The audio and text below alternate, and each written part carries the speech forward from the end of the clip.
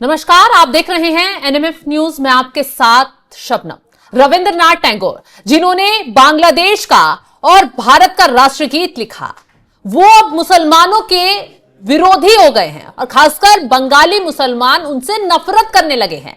देखिए ना, बांग्लादेश में रविंद्रनाथ टैगोर के इस गीत को और जो म्यूजिक है उसको हराम बताया जा रहा है। अब क्या है पूरा मामला, आज इसी पर चर्चा करेंगे। क्यों बांग्लादेश में एक म्यूजिक कॉन्सर्ट में इतना बवाल मचाया गया कि कट्टरपंथियों ने वहां तोड़फोड़ मचा दी। तो चर्चा के लिए हमारे साथ जुड़े हुए हैं वरिष्ठ पत्रकार पंकज प्रसून जी। पंकज जी, आखिर ये रविंद्रनाथ टैगोर से जुड़ा मामला क्या है और क्यों बांग्लादेश में बंगाली मुसलमान कोई भी कॉन्सर्ट हो रहा है उसका विरोध कर रहे हैं, राष्ट्र गीतों का विरोध कर रहे हैं, आखिर मामला क्या है? जिस तरह हमारे देश का राष्ट्रगीत रविंद्रनाथ टैगोर ने लिखा है ना, उसी तरह बांग्लादेश का राष्ट्रगीत भी रविंद्रनाथ टैगोर का ही है। अमार सोनार बंगला। मतलब वो अपने राष्ट्रगीत लिखने वाले को अब हराम बता रहे हैं। वो जिन्होंने उनका देश बना के दिया उनको हराम बता रहे हैं और उनका घर तोड़फोड़ कर रहे हैं धानमंडी इलाके में। ये बंगाली कल्चर का सबसे जो कहते हैं जो बंगाली कल्चर का प्रतीक है, म्यूजिक इंस्ट्रूमेंट्स, उसको तोड़ रहे हैं और कह क्या रहे हैं, संगीत इस्लाम में हराम है।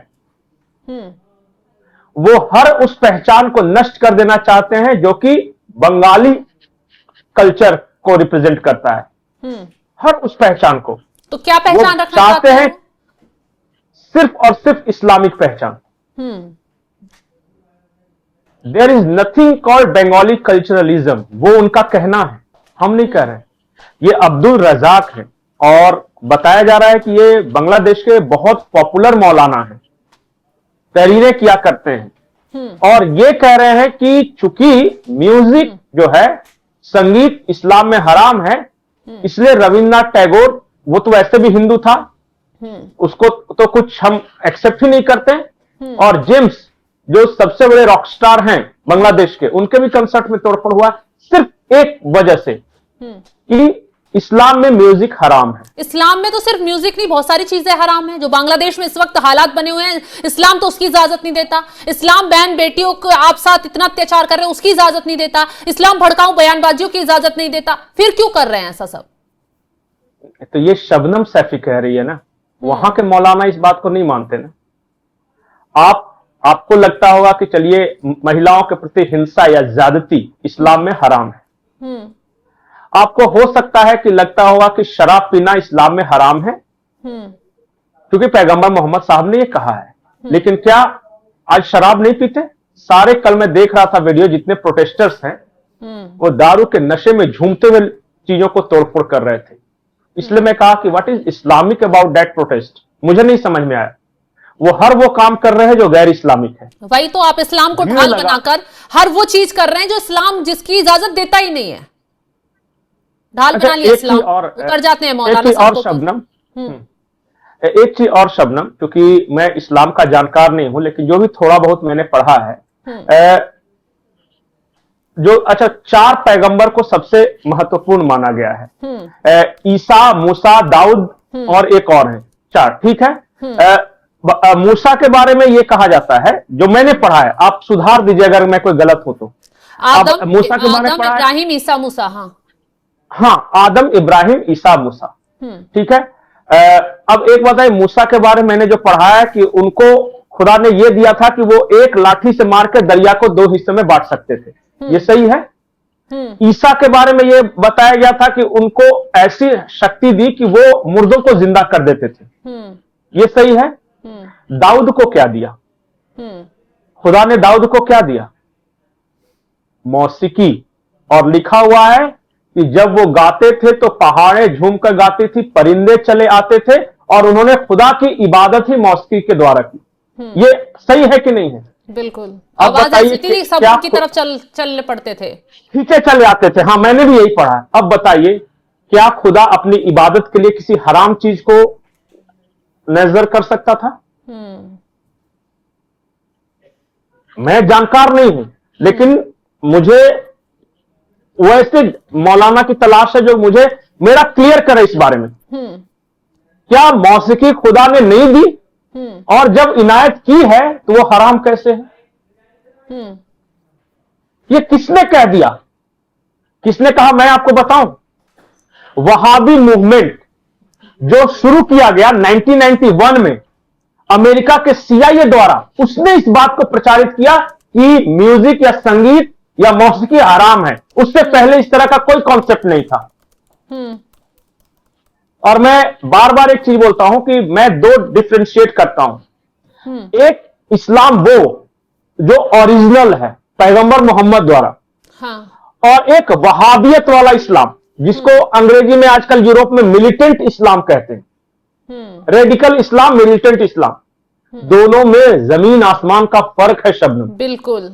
और हमारे यहां जो भी समस्याएं हैं और पूरी दुनिया में सब 1991 अब्दुल नसीर को हटाने के लिए जो शुरुआत की गई थी, और उससे लेके आज तक आप जो रेडिकलाइजेशन है, मिलिटेंट इस्लाम है, ओरिजिनल इस्लाम से दूर दूर तक इसका कोई वास्ता नहीं, कोई नहीं है। और ये सारी बातें कि महिलाएं जो हैं वो बाहर नहीं निकल सकती, संगीत नहीं सुन सकते, टीवी नहीं देख सकते, तो किसी इंस्ट्रूमेंट का इस्तेमाल नहीं कर सकते, साइंस नहीं पढ़ना, ये सारी बातें 1991 के बाद आई है। और ये मैं आज दावे के साथ कह रहा हूं कि ये CIA की साजिश है मुसलमानों को जहालत में धकेलने के लिए।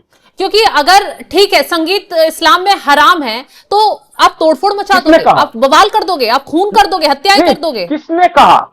नहीं, किसने कहा? कहां लिखा है? मुझे वो जगह दिखा दीजिए जहां ये लिखा है कि संगीत जो है हराम है। मैं तो मौसीकी के बारे में बोल रहा हूं। मौसीकी मतलब संगीत ही होता है ना। जब खुद खुदा ने दाऊद को ये आवाज दी है, वो साज दिया है, तो फिर कौन है जो कह रहा है कि हराम है? मैं भी जानना चाहता हूं कि वो कौन है और किस आधार पे कह रहा है। कुछ तो रीजनिंग होगा ना, कहीं ना कहीं तो उसका मेंशन होगा, कुरान शरीफ में होगा, हदीस में होगा, कुछ ना कुछ तो होगा ना। ऐसा थोड़ी है कि कोई भी कट्टरपंथी मौलाना कुछ भी बोल देगा और हम मान लेंगे। अच्छा, दूसरी बात मैं ये बता रहा था, खैर डिरेल हो जाएगा। आज बांग्लादेश में यह कहा जाता है कि म्यूजिक या संगीत हराम है, और वो रविन्द्रनाथ टैगोर को भी और आज तक। क्या बंगाली कल्चर जिसकी बात ये सब करते हैं, जब यहां आते हैं तो कहते हैं कि हम तो बंगाली हैं, हमें कोई हिंदू मुस्लिम से मतलब नहीं, जो भी बंगाली स्पीकिंग है, जो बंगाली भाषा बोलता है, वो सब हम एक कल्चर के। ये सही बात है कि एक कल्चर के हैं, और एक से एक बड़े फनकार हुए हैं जिसमें हिंदू मुस्लिम सारे रहे बंगाली। क्या बंगाली कल्चर से म्यूजिक को अलग किया जा सकता है? बिल्कुल नहीं। और ये मैं क्यों बोल रहा हूं पता है? क्यों बोल रहा हूं? ये सारे लोग जो इस तरह की बात कर रहे हैं, उनका बैकग्राउंड आप देखिए। वो उर्दू स्पीकिंग मुसलमान है जो कि यूपी से, बिहार से भागकर गए थे बांग्लादेश 1947 में। पाकिस्तान तो हर कोई वेस्ट में नहीं भाग सकता ना, कुछ ईस्ट में भी भागा, ईस्ट पाकिस्तान में। वो सारे लोग जमात इस्लामी के लीडर हैं, वो सारे लोग ये बात कर रहे हैं। आम बंगाली ये बात ही नहीं कर रहा है। लेकिन पंकज जी, ये लोग जो जमात इस्लामी, कट्टरपंथी, ये वो दौर भूल गए जब पाकिस्तान में इनके साथ कितना बुरा हश्र हो रहा था, इनके साथ पूरा भेदभाव किया जाता था। भारत नहीं होता ना तो शायद आज ये इस तरीके से खड़े नहीं होते।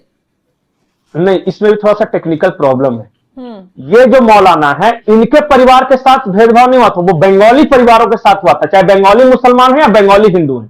ये जो लोग थे जो यहां से माइग्रेट करके गए थे, ये टिक्का खान के जासूस थे। अच्छा। और ये लोग लोकेशन बताते थे। टिक्का खान ने क्या बोला था पता है? कि बंगाली चूंकि छोटे और काले दिखते हैं और बंगाली बोलते हैं, तो हम उनकी नस्ल बदल देंगे। और नस्ल बदलने के लिए उसने क्या किया कि हर बंगाली महिला के कोख में हमारा वीर्य होना चाहिए, स्पर्म होना चाहिए, ताकि जो बच्चे पैदा हो वेस्ट की तरह हो। और इसीलिए 3 लाख बंगाली महिलाओं का रेप किया गया था, और सिपाहियों को उसने खुली छूट दी थी। ये लोकेशन बताते थे कहां कौन महिला छुपी हुई है, कहां कौन जवान है, कौन ठीक है। ये लोग लोकेशन बताते जो यहां से गए थे, उर्दू स्पीकिंग। और इन लोगों ने जमात इस्लामी बनाई थी। और जैसे ही बांग्लादेश का गठन हुआ 1971 में, 73 में जमात की पहली बैठक हुई, और 74 में उसी जुल्फिकार अली भुट्टो को बुलाया गया यहां, जिन्होंने इन्हें कहा था, उसको बुला के इन लोगों ने वेलकम किया। तो ये वो लोग हैं जो आज भी अफसोस करते हैं कि कैसे हमारे देश को अलग कर दिया पाकिस्तान को, क्योंकि वी आर नॉट बंगाली। तो मतलब इनका मकसद है जो बंगाली लोग हैं उन्हें ही अलग कर दो। बिल्कुल, ये बंगाली लोगों को या तो इस तरह से रेडिकलाइज कर दो कि वो हमारे कहे अनुसार चले, हाँ।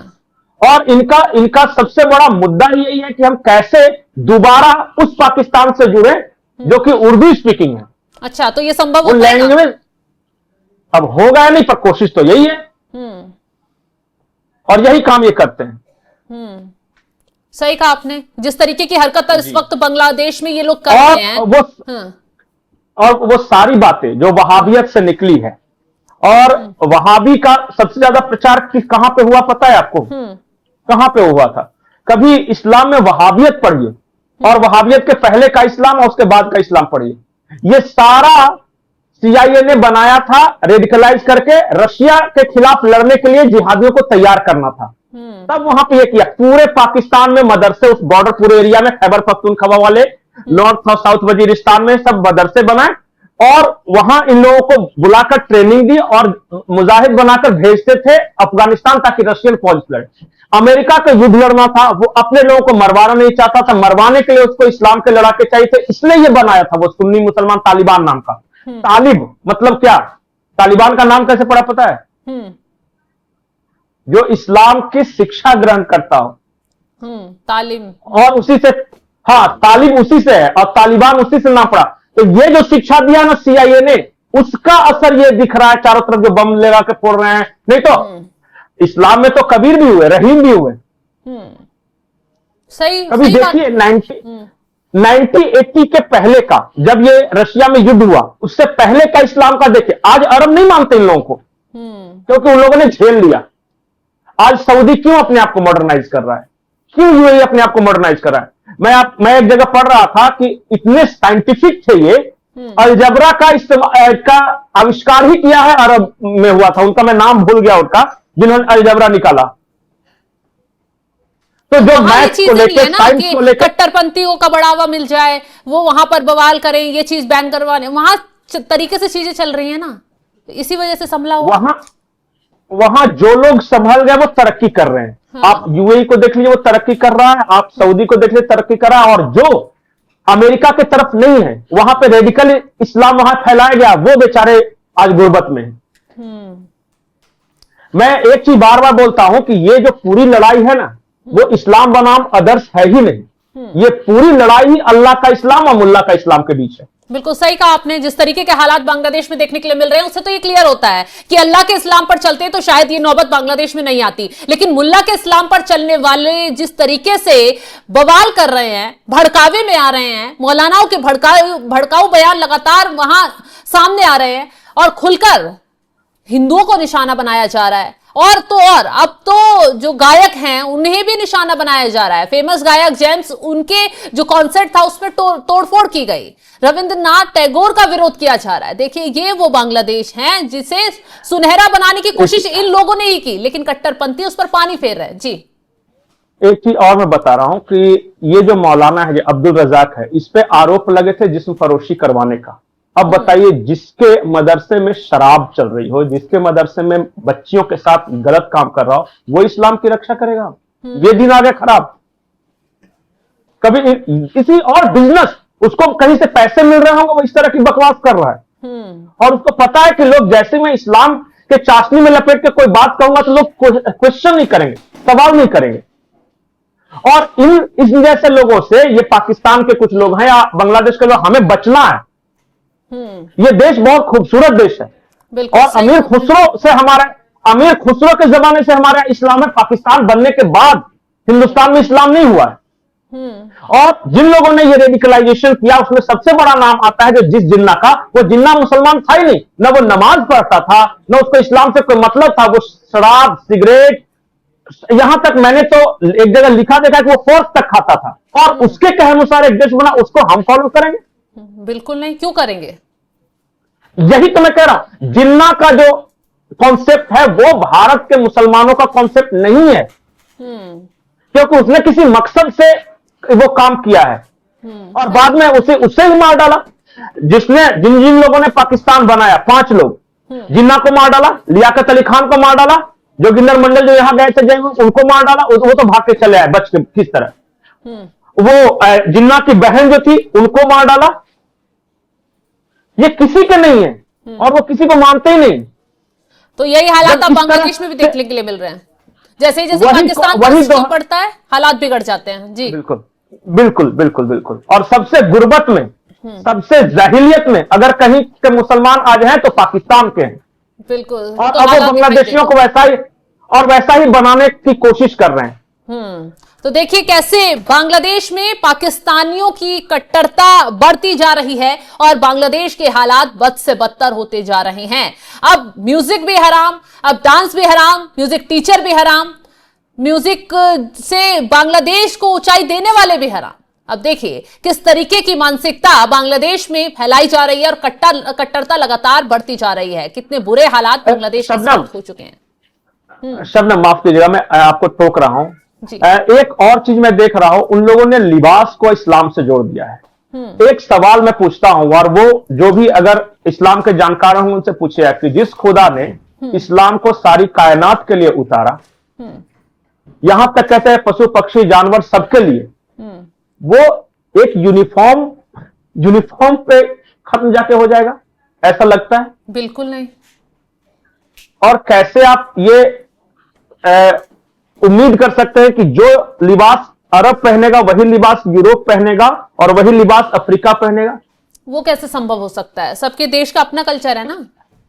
वही इस्लाम का यूनिफॉर्म से तो मतलब ही नहीं है ना। बिल्कुल। वो तो वहां धूल भरी आंधियां चलिए, आंखों में रेत पड़ रहा है तो उन्होंने ढक लिया। वो पुरुषों ने भी ढका वहां पे। और जहां पे बर्फ पड़ रही है वहां पे पता चला कि लकड़ी के टेबल पर बैठ के खाए ताकि नीचे जमीन की सिलन से उनके शरीर पे असर नहीं पड़े, वो अलग है। लैंग्वेज की बात करो, जहां पे लैंग्वेज या भाषा रेत पे लिखी गई वो आड़ी तिरछी रेखाएं लिखी गई, और हमारे यहां जो ताम्रपत्र पे लिखा गया उससे गोल गोल लिखा गया। इसमें किसी धर्म का क्या मतलब है, किसी रिलीजन का कोई मतलब ही नहीं है। बिल्कुल। कोई खान का आप कैसे उम्मीद कर सकते हैं जो अफ्रीका में जो खाएगा वही अरब में खाएगा, वही यूरोप में खाएगा, वही भारत में खाएगा? अरे भाई, जहां समंदर है वहां मछलियां खाएंगे, जहां पहाड़ी है वहां गोश्त खाएंगे, जहां कहीं और जैसे गंगा वाला जो इलाका है वहां पे सब्जियां हैं, दाल है, दूध है, ये खाएंगे। आप कैसे कर सकते हो ये खाओगे तभी इस्लामिक हो, ये पहनोगे तभी इस्लामिक हो, ये लैंग्वेज बोलोगे तभी इस्लामिक हो? इन्होंने, इसलिए मैंने कहा कि बार बार खुदा ने ऊपर दिमाग दिया है, नीचे दिल दिया है। दिमाग पहले इस्तेमाल करना है, तब दिल का इस्तेमाल करना है। बिल्कुल। इन हालातों में तो दिखाई दे रहा है कि बांग्लादेश किस दिशा की ओर जाता नजर आ रहा है। फिलहाल मुसलमानों के नाम पर कुछ कट्टरपंथी जिस तरीके से बांग्लादेश में माहौल बना रहे हैं, विवादित बयान दे रहे हैं, और जो संगीत के जितने भी कार्यक्रम हो रहे हैं उनमें तोड़फोड़ मचा रहे हैं, वो एक तरीके से पूरी तरह गलत है। तो चलिए इसको आप पर छोड़कर जाते हैं कमेंट बॉक्स में। जो बांग्लादेश में इस वक्त हालात हैं जरूर बताइएगा अपनी राय, और तमाम बड़ी खबरों की अपडेट के लिए आप हमारे साथ जुड़े रहें। नमस्कार।